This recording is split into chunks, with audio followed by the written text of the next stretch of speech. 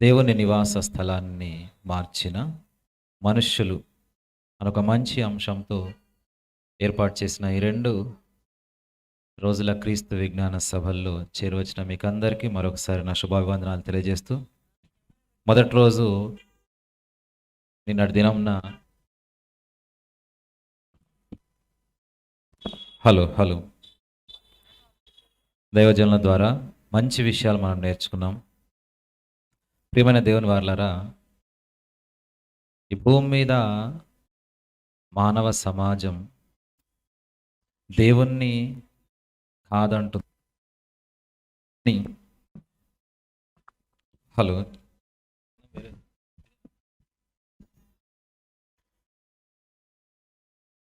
దేవుణ్ణి ఎందుకో దూరం చేసుకుంటుంది.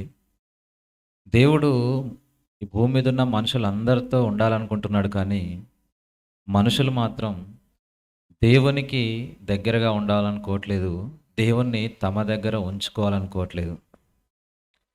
ఎంతసేపు దేవుడు మన మధ్యలోనికి ఆలోచిస్తున్నాడు, కానీ మనుషులు మాత్రం దేవుణ్ణి ఎక్కడో పెట్టాలనుకుంటున్నారు. ఈ విషయాలన్నీ నిన్న దైవజనుల ద్వారా మనం విన్నాం.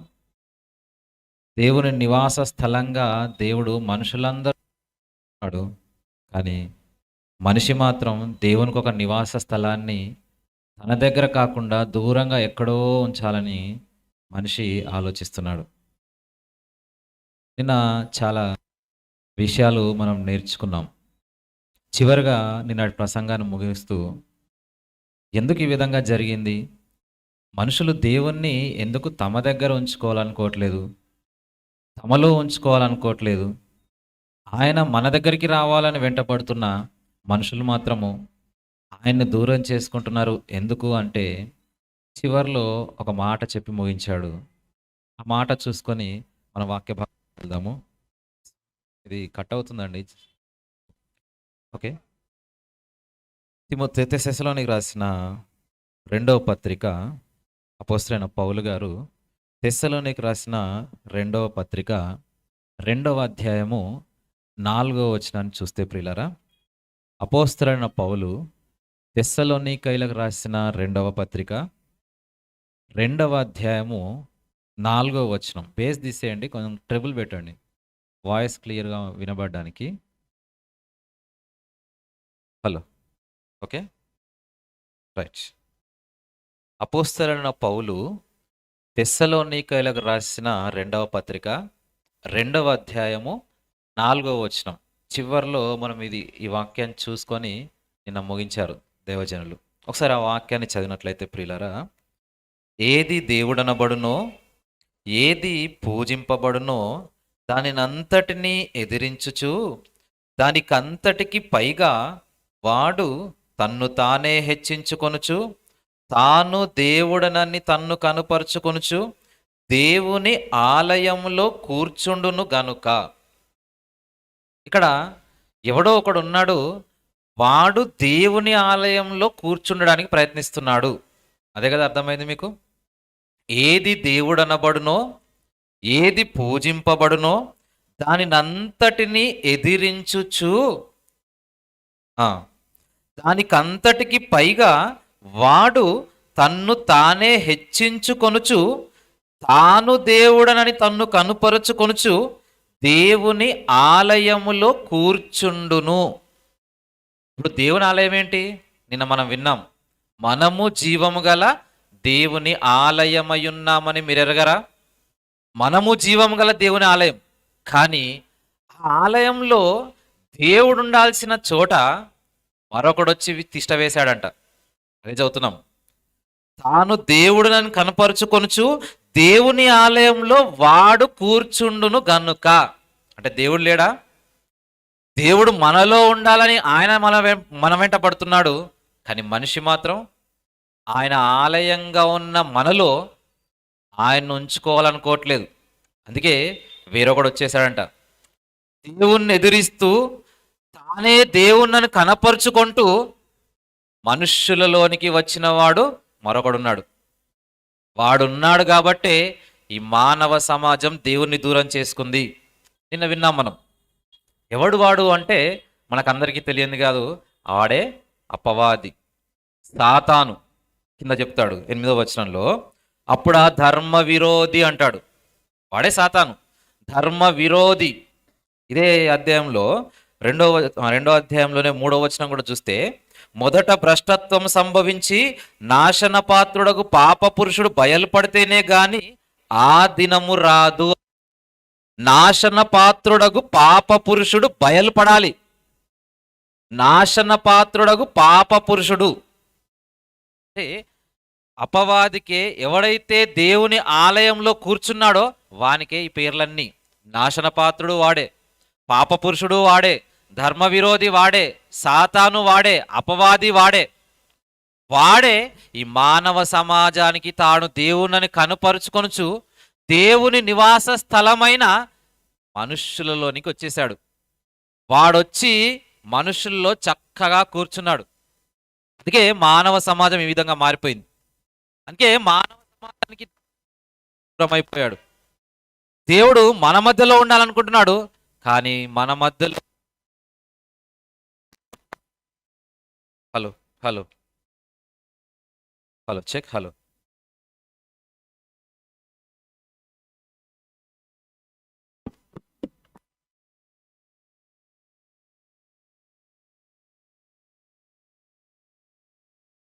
Hello hello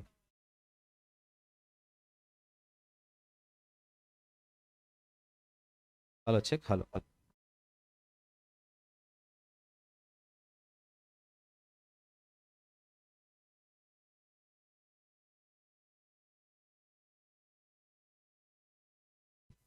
hello check hello.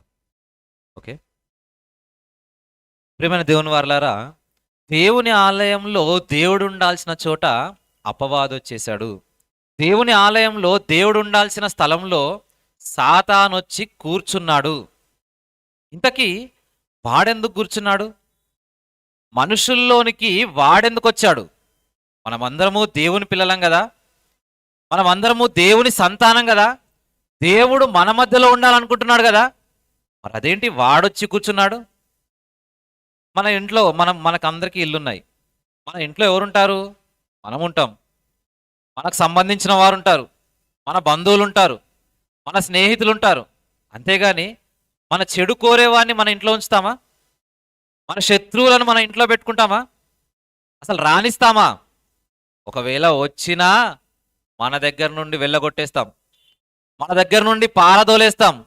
అలాంటిది మరి సాతానును మనుషులందరూ తమ హృదయాల్లో లేదంటే తమలోనికి ఎందుకు రానిచ్చారు? వాడొచ్చి ఎందుకు కూర్చున్నాడు? వాడే వచ్చేసాడా, లేదంటే మనుషులే పిలిచారా? మనుషులందరూ ఆహ్వానించారా? ఏదేమైనప్పటికీ మొత్తానికి మానవ సమాజం మధ్యలోనికి సాతాను వచ్చేసాడు. హాయిగా తిష్ట వేసుకొని కూర్చున్నాడు. ఎందుకు కూర్చున్నాడు? అసలు మనకి అవసరం ఏంటి? మానవునిలోనికి వచ్చి మానవునిలో కూర్చోవడానికి సాతానికి అవసరం ఏంటి? అది తెలుసుకునే ముందు అసలు కూర్చున్న తర్వాత ఏం చేస్తున్నాడో చూద్దాం ఒకసారి. కూర్చున్నాడు కదా, మనుషులంలోనికి వచ్చాడు కదా, ఏది దేవుడు అనబడునో ఏది పూజింపబడినో దాన్ని అంతటిని ఎదిరించుచు తానే దేవుణ్ణని కనపరుచుకొనుచు దేవుని ఆలయంలో కూర్చున్నాడు కదా. కూర్చున్న వాడు ఏం చేస్తున్నాడో ఒక మాట చూసినట్లయితే యేసుప్రభు చెప్తారు. మార్కు సువార్త 7వ అధ్యాయము 20వ వచనం చూద్దాం ఒకసారి. మార్కు సువార్త 7వ అధ్యాయము 20వ వచనంలో వాడు వచ్చి కూర్చున్నాడు. కూర్చున్న వాడు అక్కడ ఏం చేస్తున్నాడో యేసుక్రీస్తు వారు చెప్తున్నారు. మార్కు సువార్త 7వ అధ్యాయము 20వ వచనం. మనుష్యుని లోపలి నుండి బయలు వెళ్ళునది మనుష్యుని అపవిత్రపరచును. మనుష్యుని లోపలి నుండి బయలు వెళ్ళునది మనుష్యుని అపవిత్రపరచును. అంటే వాడు కూర్చొని ఏం చేస్తున్నాడు చెప్పండి? మనుషులందరినీ అపవిత్రపరుస్తున్నాడంట. మనుషులందరినీ అపవిత్రులుగా చేస్తున్నాడు. అదే రాయబడింది కదా, అదే చెప్తున్నారు కదా యేసుక్రీస్తు వారు. మనుష్యుల లోపలి నుండి బయలు వెళ్ళునవి మనుష్యుని అపవిత్రపరచును. లోపలి నుండి అనగా మనుష్యుల హృదయములో నుండి దురాలోచనలను, జారత్వములను, దొంగతనములను, నరహత్యలను, వ్యభిచారములను, లోభములను, చెడుతనములను, కృత్రిమములను, కామ వికారమును, మత్సరమును, దేవదూషణయు, అహంభావమును వచ్చును. ఇప్పుడు మనుషుల్లో నుండి ఏమొస్తున్నాయి చెప్పండి? ఇక్కడ రాయబడిన లిస్టే కదా మనం అందరం రోజు చూస్తున్నాం. మానవ హృదయాల్లో నుండి ఇవే కదా వస్తున్నాయి. ఇవన్నీ ఎందుకు వస్తున్నాయి అంటే మనలో ఉన్నది మానవ హృదయాల్లోనికి వచ్చి కూర్చున్నది ఎవడంటే సాతాను. వాడు కూర్చున్నాడు కాబట్టి ఇదిగో ఇవన్నీ వస్తున్నాయి. ఇవన్నిటినీ వాడు రప్పించి మన లోపల నుంచి మనుషులందరినీ అపవిత్రపరుస్తున్నాడంట. మనుషులందరినీ అపవిత్రులుగా చేస్తున్నాడు. అంటే వాడు ఎందుకు వచ్చాడు మన లోపలికి? మానవుని లోపలికి ఎందుకు వచ్చాడు? మనుషులందరినీ అపవిత్రులుగా చేయాలి. మనుషులందరినీ అపవిత్రులుగా చేయాలి. మనుషులందరినీ అపవిత్రులుగా చేయాలని ఎందుకు అనుకుంటున్నాడు వాడు? భూమి మీద మనుషులందరినీ దేవుడు ఏ విధంగా పుట్టించాడు మనకు తెలియంది కాదు. ఆయన నరులను యథార్థవంతులనుగా పుట్టించెను. నేను పరిశుద్ధుడనై ఉన్న ప్రకారము మీరును పరిశుద్ధులుగా ఉండండి. ఇవి దేవుని ఆలోచనలు, మానవ సమాజం పట్ల దేవుని కోరికలు. మానవులందరూ ఈ విధంగా ఉండాలని మనుషులందరి పట్ల దేవుని ఆలోచన, దేవుని ఉద్దేశం, దేవుని సంకల్పం. అందుకే మనుషులందరినీ ఆయన పరిశుద్ధులుగా పుట్టించుకున్నాడు, యథార్థవంతులుగా పుట్టించాడు. కానీ ఈ మనుషులందరినీ వారి పరిశుద్ధత నుండి బయటకు తీసుకొని రావడానికి, మనుషులందరినీ అపవిత్రులుగా మార్చడానికి ఇదిగో అపవాది వచ్చేసాడు. మానవ హృదయాల్లోనికి అపవాది వచ్చి ఆ హృదయంలో నుండి ఇన్ని చెడు కార్యాలను తీసుకొని వచ్చి మనుషులందరినీ అపవిత్రపరుస్తున్నాడు. మనుషులందరినీ అంటే మనుషులందరినీ దేవునికి కాకుండా చేస్తున్నాడు. మనుషులందరినీ దేవునికి విరోధంగా మారుస్తున్నాడు. మనుషులందరినీ దేవునికి కాకుండా చేస్తున్నాడు. మనుషులంతా దేవుని పిల్లలు, మనుషులంతా దేవుని సంతానం, మనుషులందరూ దేవుని కుమారులు. దేవుని కుమారులను దేవునికి పిల్లలు కాకుండా చేయడానికి మనుషులందరి హృదయాల్లోనికి ఎవరొచ్చేస్తున్నారు? అపవాది సాతాను.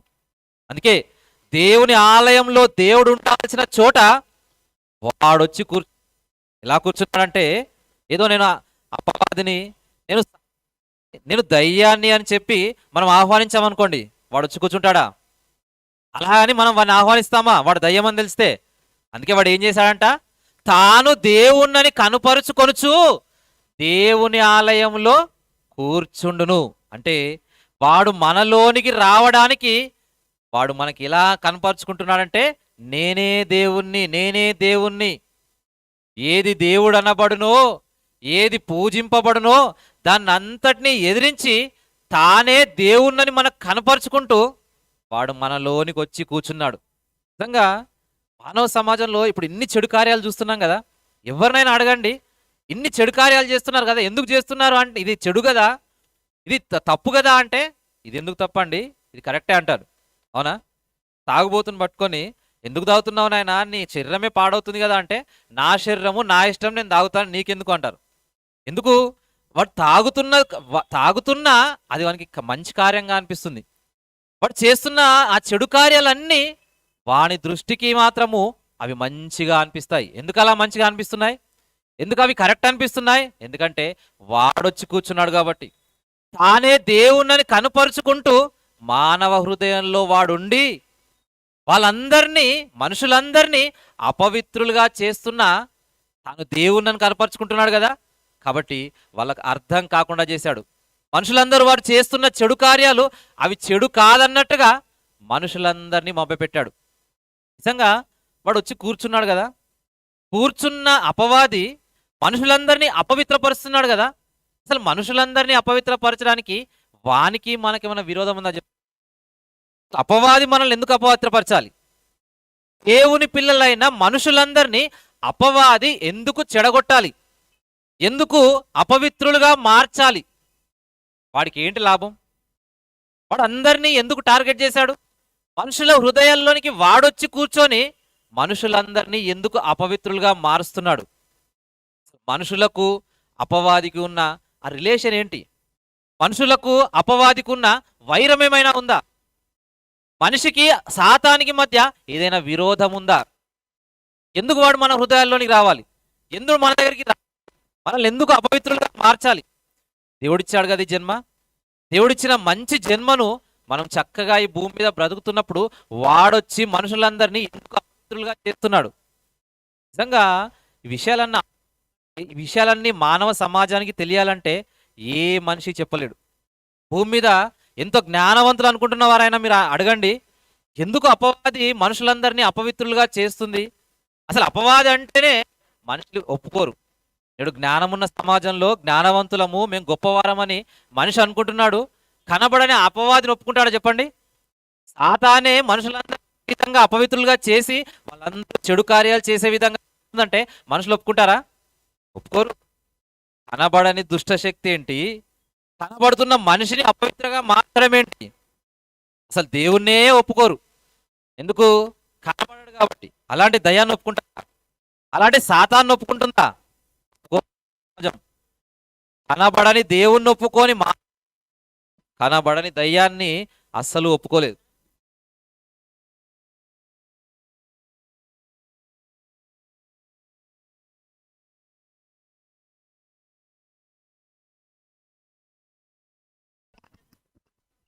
హలో హలో హలో హలో ఓకేనా? రైట్. ప్రియమైన దేవుని వారలారా, జాగ్రత్తగా గమనించండి. చాలా డిస్టర్బెన్స్గా ఉంది. ఎందుకంటే దయ్యం గురించి నేర్చుకుంటున్నాం కాబట్టి దయ్యము అస్సలు వాని గురించి చెప్పనివ్వదు. దేవుని గురించి ఎంతసేపైనా చెప్పానండి, ఏ ఇబ్బంది రానివ్వదు. కానీ ఇప్పుడు చెప్తున్న దేవుని గురించి, మనుషులందరినీ అపవిత్రపరుస్తున్న దయ్యాన్ని గురించి మనం తెలుసుకోవాలి ఇప్పుడు. అందుకే వాని గురించి తెలియనివ్వదు. ఒకవేళ తెలిస్తే జాగ్రత్త పడిపోతారు కదా. మనుషులందరూ మంచిగా మారిపోతారు కదా, మనుషులందరూ దైవాలుగా మారిపోతారు కదా.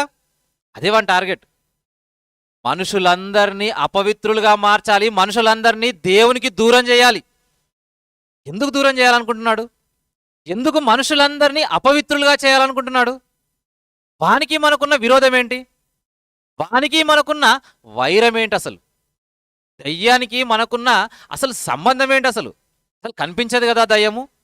మానవ సమాజాన్ని అడిగితే, జ్ఞానం ఉన్న మనుషుల్ని అడిగితే, కనబడని దుష్టశక్తిని మేము ఒప్పుకోము, మనిషి చేస్తున్న ఈ చెడు కార్యాలన్నిటి వెనుక ఏదో దయ్యం ఉందని చెప్తే మేము నమ్మము అంటారు. అవునా? జ్ఞానం ఒప్పుకుంటుందా చెప్పండి? శాస్త్రవేత్తల దగ్గరికి వెళ్ళండి, దేవుడున్నాడంటేనే నమ్మరు వాళ్ళు. ఇంత పెద్ద సృష్టి కళ్ళ ముందుండి, ఈ సృష్టిలో అన్నీ చక్కగా మనకు అవసరాలకు అన్నీ అందిస్తూ మనల్ని క్షేమంగా ఈ ప్రకృతిలో కాపాడుతున్న ఈ సృష్టి ఉందే, ఈ సృష్టి అంతా ఎవరి వలన కలిగింది? ఈ సృష్టి అంతా మానవునికి ఎందుకు ఉపయోగపడుతుంది? ఈ సృష్టి అంతా మానవునికి అవసరమని ఎవరు చేశారు అని అడిగితే, ఈ సృష్టిని ఎవరూ చేయలేదు, ఈ సృష్టి వెనకాల సృష్టికర్త ఎవరూ లేరు, ఇది దానంతట అదే వచ్చిందంటాడు. ఎవరు? శాస్త్రవేత్త, జ్ఞానమున్న జ్ఞానవంతులు, మేధావులు.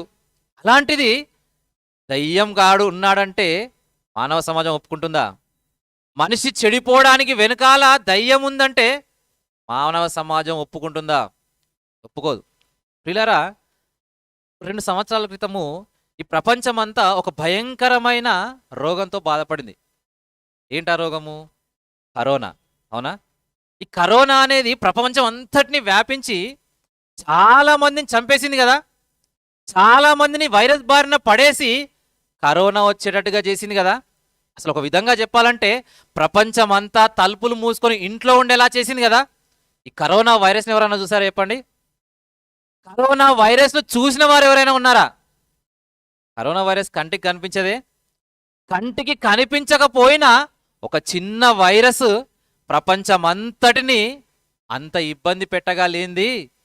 మరి కనబడని ఒక దుష్టశక్తి మానవులందరినీ దేవుని నుండి దూరం చేస్తుందంటే ఖచ్చితంగా నమ్మి తీరాలి. శాస్త్రవేత్తలే చెప్పారు కదా, ఒక వైరస్ ఉంది, ఆ వైరస్ మానవుని శరీరంలోనికి అటాక్ చేస్తుంది, అది చేయడం వల్ల మనకు ఈ కరోనా వ్యాధి అనేది మన లోపలికి వచ్చి మనుషులందరూ మృత్యువాత పడుతున్నారని వాళ్ళే కదా చెప్పింది. ఎప్పుడైనా చూపించారా ఆ వైరస్ని మనకి? చూపించలేదు. అసలు కనబడదు. అది కనబడదు కాబట్టే, అది మనకు కనబడకుండా మన లోపలికి వస్తుంది కాబట్టే మనల్ని మాస్కులు పెట్టుకోమన్నారు. అవునా? చేతుల మీద ఎక్కడుందో తెలియదు కాబట్టి ప్రతిసారి శానిటైజర్ రాసుకోమన్నారు. ఒకవేళ రాసుకుంటే అది ఆ శానిటైజర్ రాసుకున్న చోట ఉంటే చచ్చిపోతుంది. ఆ చేతుల దగ్గర లేకుండా వేరే దగ్గర ఉందనుకోండి, పోతుందా లోపలికి?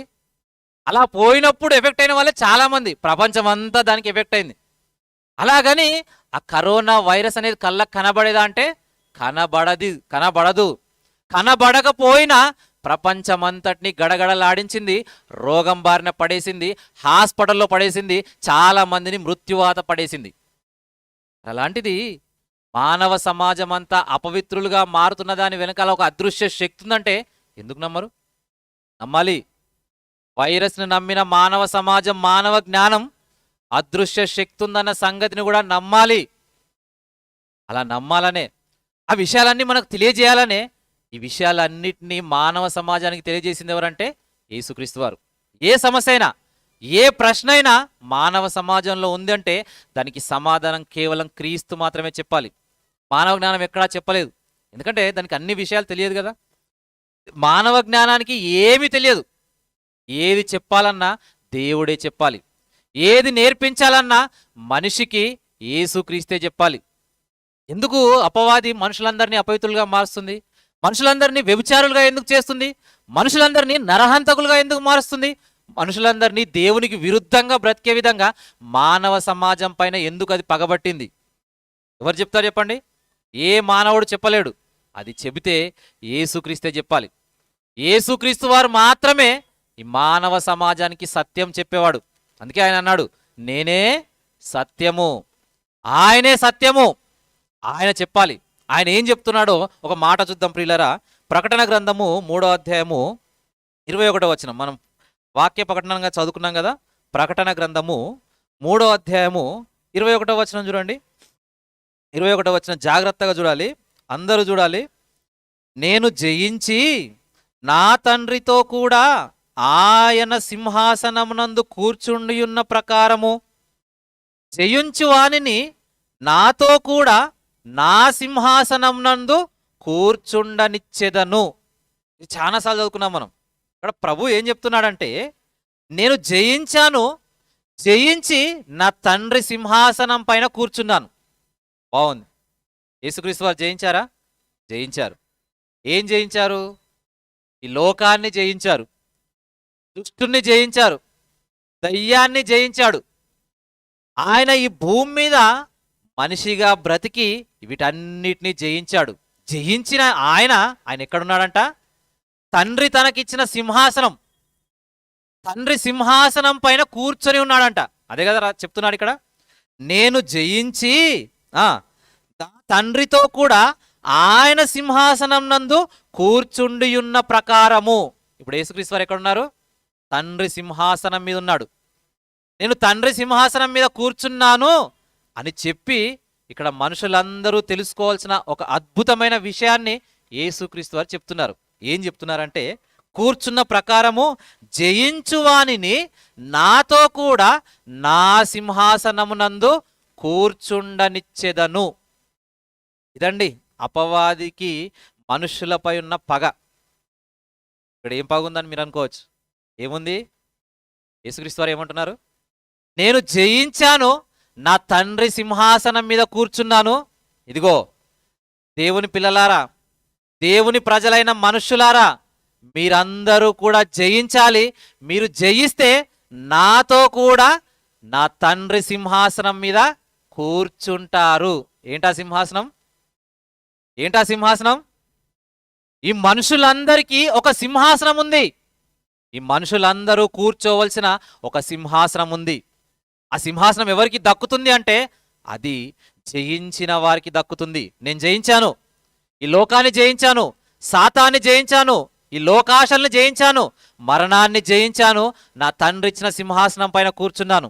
ఇదిగో మీరందరూ కూడా జయించాలి. మిమ్మల్ని అందరినీ జన్మ పేరుతో ఈ భూమి మీదకి ఎందుకు పంపించాడంటే, దేవుడు మన కన్న తండ్రి మీకు అందరికీ జన్మను ఎందుకు ఇచ్చాడంటే మీరందరూ కూడా జయించాలి. నేను కూర్చున్నట్టే నా సింహాసనం నందు మీరందరూ కూర్చోవాలి. బాగుంది. ఆయన సింహాసనము మనకందరికి ఇవ్వాలనుకుంటున్నాడు కదా. ఆయన సింహాసనమే మనమందరం కూడా జయించి ఆ సింహాసనం పైకి రావాలనుకుంటున్నాడు కదా. మరి జయించడానికి సిద్ధంగా ఉన్నారా మనుషులు? సింహాసనాన్ని జయించి అధిష్ఠించడానికి మానవ సమాజం ఏదైనా ఆలోచన చేస్తుందా? మనుషులందరూ ఎక్కడ ఆగిపోయారంటే ఇంకా ఈ భూమి మీదే, ఇంకా ఈ భూమి మీదే బ్రతకాలి, ఇంకా ఈ భూమి మీదే మేము ఆనందించాలి, ఇంకా ఈ భూమి మీదనే సుఖపడాలి, ఇంకా ఈ భూమి మీదనే మేము అన్నీ అనుభవించాలి. చావనగానే మనిషికి చాలా భయం, చావనగానే కంగారు. ఏదైనా ప్రమాదం జరిగిందనుకోండి, ఉన్న ఆస్తి అంతా ఖర్చు పెట్టి అసలు ఈ భూమిని దాటి వెళ్ళిపోకుండా, అసలు చావు అనే ఆ దానిలోనికి వెళ్ళకుండా బ్రతకాలి బ్రతకాలి బ్రతకాలి బ్రతకాలి, ఇదే ఆశ కదా. అని యేసుక్రీస్తు వారు ఆయన అంటున్నాడు, మీరు జయించండి, నేను నా తండ్రి సింహాసనం మీద కూర్చున్నట్టుగా మిమ్మల్ని అందరినీ కూడా సింహాసనం మీద కూర్చోబెడతాను. దేవుడు జన్మనిచ్చిన మనుషులందరికీ తన సింహాసనాన్ని ఇవ్వాలని కోరుకుంటున్నాడు. ఆయన మనందరికీ ఆయన సింహాసనాన్ని ఇవ్వాలని మనకి భూమి మీద జన్మనిచ్చాడు. కానీ జయించేవారెవరు? అలా జయించకుండా చేస్తుందే సాతాను. జయించి సింహాసనం దక్కకుండా చేయడానికే సాతానుగాడు మన వెంటపడ్డాడు. అందుకే హెబ్రీ పత్రికలు రాస్తాడు, ఇంతకీ మనము సింహాసనం జయించకుండా వాడెందుకు అడ్డుపడుతున్నాడు? మనకు సింహాసనం దక్కకుండా అపవాది ఎందుకు మధ్యలోకి వచ్చేశాడు? వాడు అసలు మన సింహాసనం గురించి వాడు మన పైన ఎందుకు కన్ను వేశాడు? సింహాసనం మనకిస్తా అన్నాడు కదా దేవుడు. మానవులందరూ దేవుని పిల్లలు, దేవుని కుమారులు, ఆయన పిల్లలకు ఆయన సింహాసనం ఇస్తా అన్నప్పుడు సాతాను ఆ సింహాసనం దక్కకుండా మనకెందుకు విరోధంగా మారిపోతున్నాడు? అంటే ఇక్కడ సాతాను ఎందుకు మనకిచ్చే సింహాసనం గురించి ఆశపడుతున్నాడంటే, ఆ సింహాసనం వాడు కావాలని కోరుకున్నాడు. దేవునికి పిల్లలు కావాలని ఆయన సంకల్పం కదా. దేవునికి అనేక మంది పిల్లలు కావాలనే ఆలోచనతో ఆయన అనేక మంది పిల్లల్ని కనాలనుకున్నాడు. కనాలని ఆయనున్న పరలోకము, ఆ సింహాసనము తన పిల్లలందరికీ వశం చేయాలనుకున్నాడు. తన పిల్లలందరినీ ఆ సింహాసనం మీద కూర్చోబెట్టుకోవాలనుకున్నాడు. నిజంగా మన ఆస్తి అంతా ఎవరికి రాస్తాం చెప్పండి? మన స్వాస్థ్యం ఉందనుకోండి, ఎవరికి ఇస్తాం మనము? మన పిల్లలకు, మన వారసులకు. మరి తండ్రి తన వారసత్వాన్ని, తన స్వాస్థ్యాన్ని, తన పరలోకాన్ని ఎవరికి ఇవ్వాలి? కరెక్ట్గా మాట్లాడితే మనకి ఇవ్వాలి, ఎందుకంటే మనం ఆయన పిల్లలం. మరి వీళ్ళు సాతాను కానీ అపవాది, ఇవన్నీ పేర్లు చెప్తున్నామే మనము. వాడెవరు? వాడొక దేవదూత. వాడు దేవుని కొరకు, దేవుని పిల్లలైన మనందరి కొరకు సేవ చేయడానికి వానికి జన్మనిచ్చాడు దేవుడు. సాతాను అనగానే ఒక దేవదూత. వాడొకడే కాదు, వానితో పాటు చాలా మంది అనుచరులు ఉన్నారు. వాళ్ళందరూ ఎవరంటే వాళ్ళందరూ దేవదూతలు. ఈ దేవదూతలందరూ ఎవరు అన్నప్పుడు వీళ్ళందరూ దేవుని పిల్లలైన మనకు సేవ చేయడానికి దేవుని చేత పుట్టించబడినవారు. దేవుని నోటి మాట ద్వారా దేవుడు మన కొరకు దేవదూతలను సృష్టించాడు. మనకు తెలుసు కదా. హెబ్రీలకు రాసిన పత్రిక ఒకసారి చూద్దాం. హెబ్రీలకు రాసిన పత్రిక మొదటి అధ్యాయము 13వ వచనము 14వ వచనం చూస్తే ప్రియులారా, అపోస్తలుడైన పౌలు గారు హెబ్రీలకు పత్రిక రాస్తూ మొదటి అధ్యాయము 13వ వచనం చూడండి. అయితే నేను నీ శత్రువులను నీ పాదములకు పాదపీఠంగా చేయి వరకు నా కుడిపార్శ్వంన కూర్చుండుము అని దూతలలో ఎవని గూర్చి అయినను ఎప్పుడైనను చెప్పెనా? దాకా మనం మాట్లాడుకున్నాం కదా. భూమి మీద ఉన్న మనుషులందరికీ దేవుడు తన సింహాసనాన్ని ఇవ్వాలనుకుంటున్నాడు కదా. అయితే ఇక్కడ ఏం చెప్తున్నాడంటే, నేను నీ శత్రువులను నీ పాదములకు పాదపీఠంగా చెయ్యి వరకు నా కుడిపార్శ్వంన కూర్చుండుము, నా కుడిపార్శ్వంన కూర్చుండుము అని యేసుక్రీస్తుతో చెప్తున్నాడు దేవుడు. నీ శత్రువులందరినీ నీ పాదపీఠంగా చేస్తాను, అప్పటి వరకు నా కుడిపార్శ్వంన నా సింహాసనం పైన కూర్చో నాయనా, నా సింహాసనం పైన కూర్చో.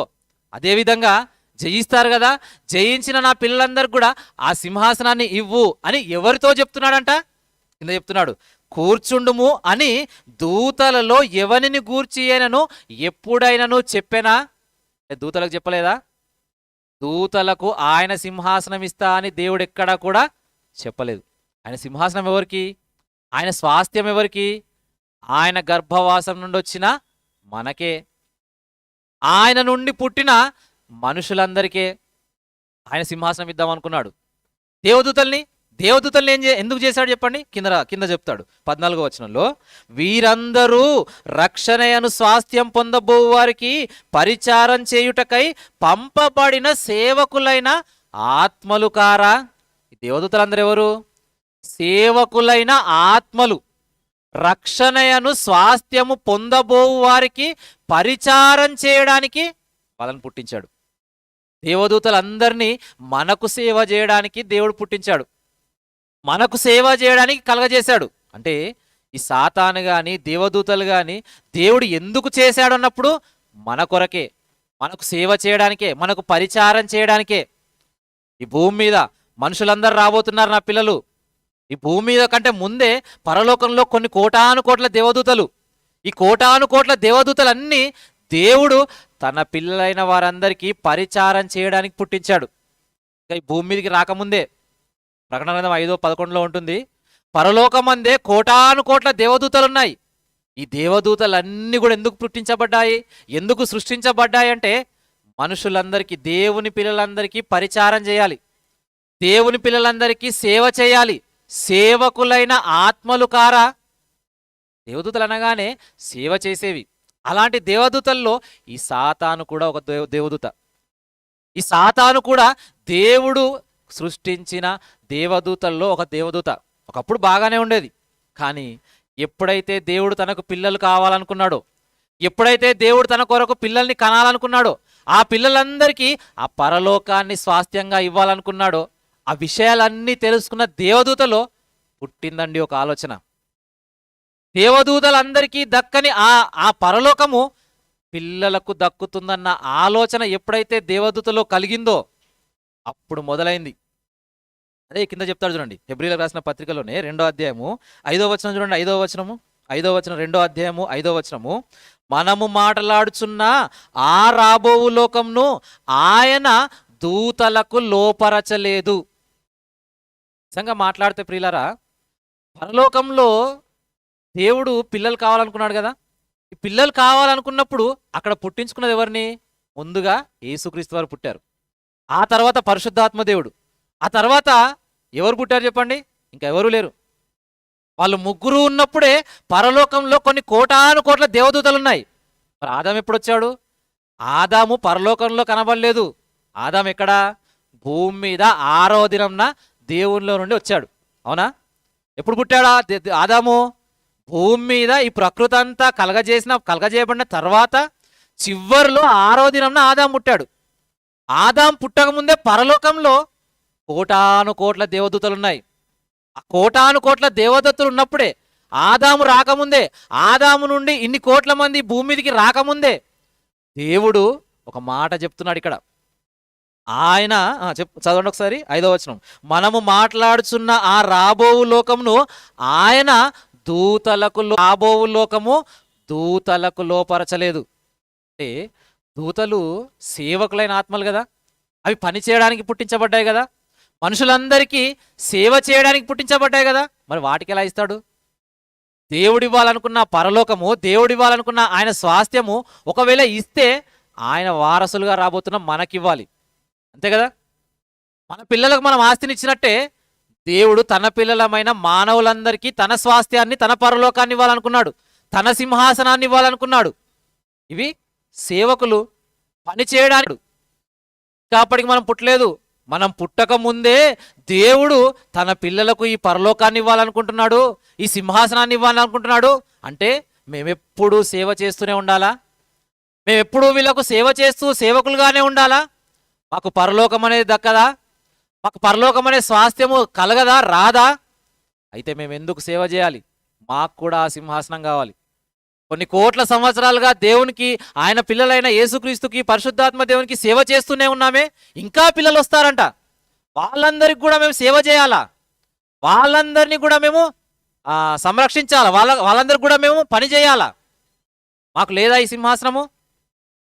మాకు రాదా ఈ సింహాసనము? మాకు దక్కదా ఈ సింహాసనము? మాకు లేదా ఈ పరలోకము?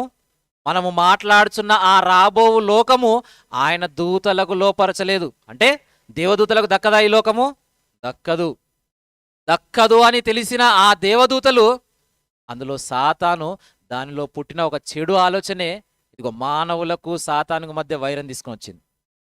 దానిలో పుట్టిన ఆ దురాలోచనే నేడు భూమి మీద ఉన్న మనుషులందరినీ అపవిత్రపరచడానికి వాడొచ్చి మానవ హృదయాల్లో ఉండడానికి కారణమైంది. మనుషులందరినీ దేవుణ్ణి దూరం చేయడానికి అదే కారణమైంది. చూస్తారా ఒకసారి చూడండి, యెషయా గ్రంథము 14వ అధ్యాయము 12వ వచనం చూడండి ప్రియులరా. యెషయా గ్రంథము 14వ అధ్యాయము 12వ వచనము.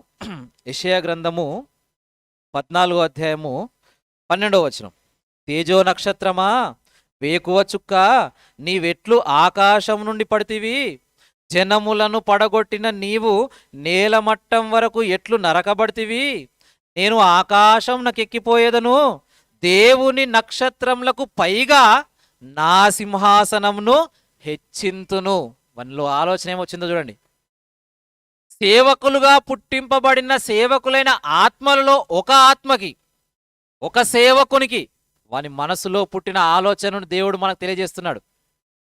మనుషులారా, మీరందరూ దేవునికి ఎందుకు దూరం అయిపోతున్నారో, మీ అందరి హృదయాల్లోనికి సాతానొచ్చి ఎందుకు తిష్ట వేసి కూర్చొని మిమ్మల్ని అందరినీ అపవిత్రులుగా మారుస్తుందో మీకు అర్థం కావాలి.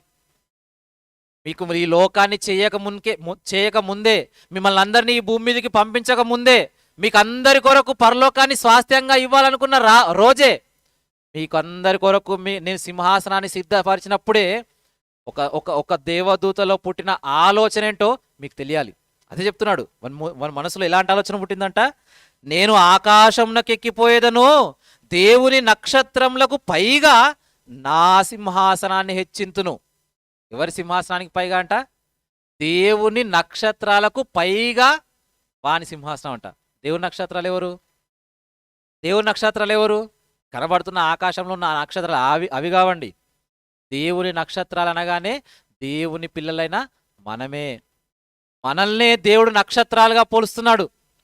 మనమే దేవునికి నక్షత్రాలము. మనల్ని అందరినీ నక్షత్రాలుగా పోలుస్తూ చెప్తున్నాడు. ఒకనాడు మీరందరూ ఈ భూమి మీదకి రాకముందే, మీ కొరకు పరలోకాన్ని సిద్ధపరుస్తున్నప్పుడే, మీకు అందరికీ సింహాసనాన్ని స్థిరపరుస్తున్నప్పుడే, ఇదిగో మీకందరికీ సేవ చేయడానికి పుట్టించిన ఒక సేవకుడైన ఆత్మలో పుట్టిన దురాలోచన మీ అందరికంటే వాని సింహాసనాన్ని హెచ్చించుకోవాలనుకున్నాడు. దేవుని నక్షత్రములకు పైగా నా సింహాసనాన్ని హెచ్చింతును. వీళ్ళందరి కొరకుగా నువ్వు సింహాసనాన్ని సిద్ధపరిచావు. వీళ్ళందరూ సింహాసనం మీద కూర్చుంటే వీళ్ళందరికీ నేను సేవ చేయాలనుకున్నారు కదా, వీళ్ళందరికీ మేం సేవ చేయాలని నువ్వు నిశ్చయించావు కదా, మాకందరికీ పరలోకాన్ని లోపరచలేదు కదా, అయితే వీళ్ళకి ఇవ్వాలనుకుంటున్నావు కదా సింహాసనము, ఆ సింహాసనాన్ని మేమే కాజేస్తాం. ఆ సింహాసనానికంటే పైగా మా సింహాసనాన్ని వేసుకుంటాం. ఒక దూతల్లో పుడుతున్న ఆలోచన, ఒక దూతలో పుడుతున్న చెడు ఆలోచన వానిలో పుట్టింది. వానిలో ఉన్న ఆలోచనను అనేక దూతలకు వ్యాపింపజేసింది. వాటన్నిటిని తన వైపుకు తిప్పుకొని ఇప్పుడు దేవుని నక్షత్రాలకు పైగా తన సింహాసనాన్ని వేసుకోవడానికి దేవుని పైకే తిరుగుబాటు చేసింది. దేవుని పైకే యుద్ధాన్ని ప్రకటించింది. ఎందుకు? ఆ సింహాసనాన్ని లాక్కోవడానికి. మన భారతదేశంలో కూడా ఎలక్షన్స్ రాబోతున్నాయి కదా, ఒక సంవత్సరంలో ఎలక్షన్స్ రాబోతున్నాయి. దేని గురించి? ఢిల్లీలో ఉండే సింహాసనం గురించి. ఆ ఒక్కొక్క పార్టీ ఎన్ని రకాలుగా ప్రయత్నిస్తుందో మనకు తెలియదు కాదు. ఒకళ్ళు పాదయాత్ర అంటారు, ఒకళ్ళు బస్సు యాత్ర అంటారు, మరొకరు ఇంకొక యాత్ర అంటారు, ఇంకొకరు అంటారు. ఇవన్నీ ఎందుకు చేస్తున్నారు అన్నప్పుడు ఇదిగో ఆ సింహాసనం గురించి. ఇప్పుడు వాడు సాతాను చేస్తున్న తిరుగుబాటు బావుట మనకు అర్థం కావాలి. సాతాను చేస్తున్న కుయుక్తి మనకందరికీ అర్థం కావాలి. ఈ భూమి మీద మనుషులందరూ దేవుని పిల్లలుగా రాబోతున్నారు. వాళ్ళందరికీ నేను సింహాసనాన్ని ఇచ్చాను. వాళ్ళు జయించి ఆ సింహాసనం మీద అధిష్ఠించి వాళ్ళు సింహాసనాసీనులై ఏలాలి. అలా ఏలాలని దేవుడు నిర్ణయించినప్పుడు వాళ్ళందరినీ కాదని, వాళ్ళందరికీ ఆ సింహాసనం దక్కకుండా చేయాలని, వాళ్ళందరినీ పరలోకానికి రాకుండా చేయాలని, దేవునికి దూరంగా చేయాలని ఒక దూతలో పుడుతున్న ఆలోచన, దేవుని నక్షత్రములకు పైగా నా సింహాసనాన్ని హెచ్చిస్తాను. కేవలం దేవుని నక్షత్రాలతో అక్కడితే ఆగితే బాగుండేది. ఇంకా ఏమనుకున్నాడు కింద చెప్తాడు దేవుడు. నా ఉత్తర దిక్కనున్న సభాపర్వతం మీద కూర్చుందును, మేఘామండలం మీదకి ఎక్కుదును, మహోన్నతుని అయిన దేవునితో నన్ను సమానునిగా చేసుకుందును. ఇదంతా ఎవరిలో పుడుతుంది? ఒక దూతలో అండి, ఒక సేవకుడైన ఆత్మలో. దేవుని ద్వారా దేవుని పిల్లల కొరకు సృష్టించబడిన దేవుని మాట చేత కలగజేయబడిన ఒక దూత దేవుని నక్షత్రాలకు పైగా సింహాసనాన్ని చేసుకుంటా అనుకుంటుంది. దేవునితో నన్ను నేను సమానంగా చేసుకుంటానంటుంది. చూడండి ఎలాంటి కుయుక్తులోని వెళ్ళిపోయింది, ఎలాంటి దురాలోచన దాని మనసులో పుట్టింది. మనసులో ఆలోచన పుట్టిందే తడవుగా అనేకులను తన వైపుకు లాక్కుంది. ఒక సమూహంగా మారింది. ఆ సమూహంగా మారి దేవునిపైకే తిరుగుబాటు చేసింది. దేవునిపైనే యుద్ధాన్ని ప్రకటించింది. ఈ భూమి పుట్టక ముందే, ఈ ప్రకృతి కలగజేయబడక ముందే, మన కొరకు ఈ సృష్టి అంతా చేయబడక ముందే అసలు మనకి ఇవన్నీ ఏమీ తెలియదు. అసలు భూమి మీదకి మనం వచ్చాము, మనం వచ్చిన తర్వాత మన గురించి ఇంత జరుగుతున్నా అసలు పరలోకంలో జరిగింది ఏది మనుషులకు తెలియదు. కానీ మనం పుట్టక ముందే, ఈ సృష్టి చేయబడక ముందే మన కొరకు ఒక భయంకరమైన యుద్ధం పరలోకంలో జరిగింది. మన సింహాసనం కొరకు, మనకి ఇస్తానన్న సింహాసనం కొరకు ఒక భయంకరమైన యుద్ధం పరలోకంలో ఎప్పుడో జరిగిపోయింది. ఈ సృష్టి చేయబడక ముందే, ఈ సృష్టిలోనికి మనుషులందరూ రాకముందే, అసలు మనం పుట్టక ముందే మనకి ఇవ్వాలనుకున్న సింహాసనం గురించి ఎప్పుడో యుద్ధం జరిగిపోయింది. చూస్తారా ఒకసారి చూడండి. ప్రకటన గ్రంథము 12వ అధ్యాయము, ప్రకటన గ్రంథము 12వ అధ్యాయము 7వ వచనం చూస్తే, ప్రకటన గ్రంథము 12వ అధ్యాయము 7వ వచనం చూడండి. 7వ వచనము, అంతటా పరలోకమందు యుద్ధము జరిగెను, యుద్ధము జరిగెను, యుద్ధము జరిగెను. ఎప్పుడు జరిగింది యుద్ధము? పరలోకమందు యుద్ధం ఎప్పుడు జరిగింది? ఎప్పుడో జరిగింది. ఈ భూమి మీదకి ఇంకా ఆదామే రాలేదు. ఆదాము నుండి ఏ జనాలు రాలేదు. మనమందరము ఎవరం ఇంకా పుట్టలేదు. అసలు సృష్టే కలగజేయబడలేదు. కేవలం దేవుని ఆలోచనలో మనమందరము వస్తామని, మనకందరి కొరకు పరలోకాన్ని స్వాస్థ్యంగా ఇవ్వాలని, మనల్ని అందరినీ సింహాసనం మీద కూర్చోబెట్టాలని దేవుడు అనుకున్నాడు. అనుకున్నట్టుగా దేవదూతలకు చెప్పాడు. చెప్పగానే మాకు లేని సింహాసనము, మాకు రాని పరలోకము, ఇంకా ఎవరో పిల్లలు వస్తారంట, వాళ్ళందరికీ ఇస్తాడంట, వాళ్ళందరినీ సింహాసనం మీద కూర్చోబెడతాడంట, వాళ్ళందరికీ మేము సేవలు చేయాలంట అని ఒక కుయుక్తి, ఒక దురాలోచన ఒక దూతలో బయలుదేరి, ఆ దూత తన వైపుకు అనేకుల్ని తిప్పుకొని పరలోకమందు దేవుని పైకి యుద్ధాన్ని ప్రకటించింది. ఇందాక మనం అదే చదువుకున్నాం కదా, మహోన్నతునితో నన్ను సమానునిగా చేసుకుందును. ఎప్పుడు సమానంగా చేసుకుంటారు? యుద్ధం ప్రకటించాలి. ఆ యుద్ధంలో గెలిస్తే ఇప్పుడు ఆ సింహాసనము నాదే. యుద్ధాల్లో గెలవాలి అంటే తన బలాన్ని పెంచుకోవాలి. బలాన్ని పెంచుకోవడానికి అనేక మంది దూతల్ని ఈ మాటలు చెప్పి చెరిపేసింది, తన వైపుకు తిప్పుకుంది. ఇప్పుడు సైన్యం అయిపోయింది. అది సాతాను సైన్యం అయిపోయింది. సాతాను సమూహం అయిపోయింది. వాని వైపు కొన్ని కోట్ల దేవదూతలను లాక్కుంది. ఇప్పుడు నా బలం బాగా వచ్చింది అనుకుంది. అప్పుడు యుద్ధానికి సిగ్నల్ ఇచ్చేసింది. అప్పుడు జరుగుతుంది చూడండి, యుద్ధం జరుగుతుందంట. అంతటా పరలోకమందు యుద్ధం జరిగేను. మరి యుద్ధానికి పిలిచాడు సాతాను. ఇప్పుడు దేవుని పైకి యుద్ధానికి తిరుగుబాటు చేశాడు. మరి దేవుడు రావాలి కదా. వాళ్ళు దేవుడు వచ్చాడు అనుకోండి, అసలు యుద్ధంలో ఏమైనా ఉంటుందా? అసలు యుద్ధం చేయడానికి దేవునితో యుద్ధం అంటే అసలు మనం ఊహించుకోగలమా? అసలు అది సాధ్యపడదు. వాడు ఎవరి వలన సృష్టించబడ్డాడంటే దేవుని నోటి మాట చేత సృష్టింపబడ్డాడు. వానితో దేవుడు యుద్ధం చేస్తాడా? అందుకే ఏం చేశాడంటే మిఖాయేలును పంపించాడు. ఒక మంచి దేవదూత. కోటాను కోట్ల దేవదూతల్లో తన కొరకు, తన పిల్లలైన మనందరి కొరకు పరిచారకుడైన, సేవకులైన ఆత్మల్లో ఉన్న ఒక మంచి దేవదూత మిఖాయేలు దూత. సాతాను పక్షంలో వహించకుండా దేవుని వైపే నిలిచి ఉన్న ఒక దేవదూత. ఆ మిఖాయేలుతో పాటు చాలా దేవదూతలు, వాళ్ళందరితో యుద్ధానికి దేవుడు సిద్ధం చేశాడు. అదే చెప్తున్నాడు, మిఖాయేలును అతని దూతలను ఆ ఘటసర్పముతో యుద్ధము చేయవలనని ఉండగా ఆ ఘటసర్పము దాని దూతలు యుద్ధము చేసిరి గాని గెలవలేకపోయిరి. చూడండి మాట మీరు జ్ఞాపకం ఉంచుకోండి.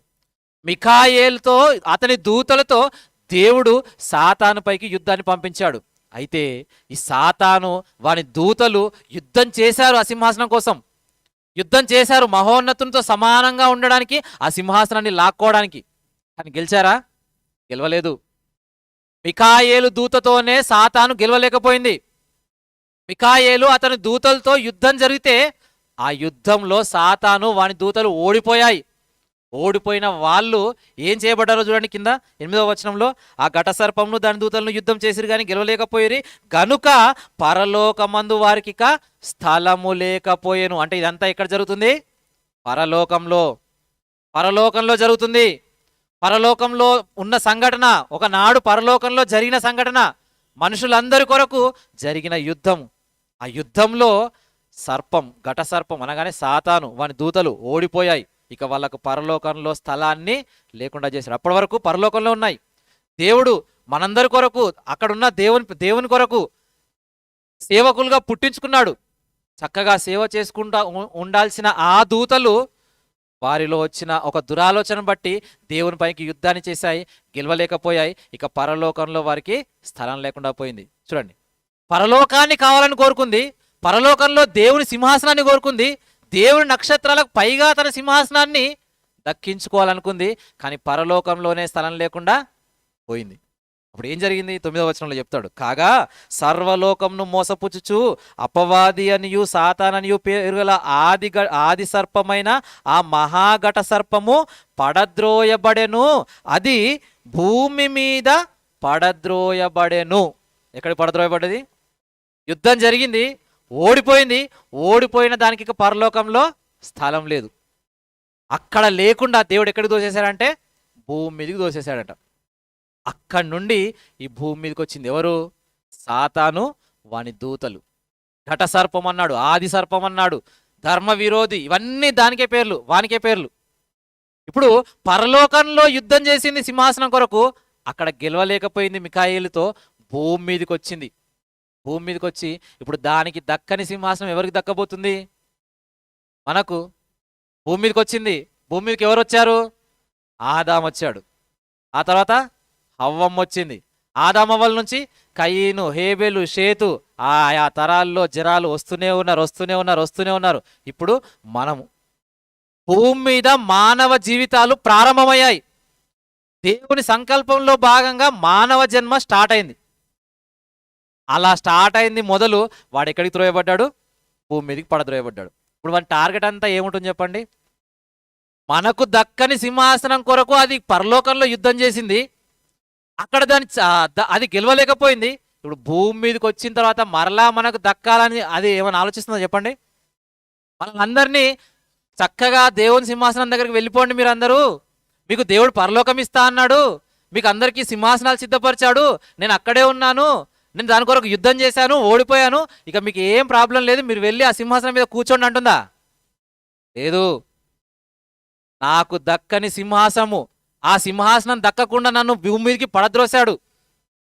నాకు దక్కని సింహాసనము దేవుని పిల్లలైన మీకెవ్వరికి దక్కడానికి వీల్లేదు. నాకు దక్కని సింహాసనం మీకెవ్వరికి దక్కకుండా చేస్తాను.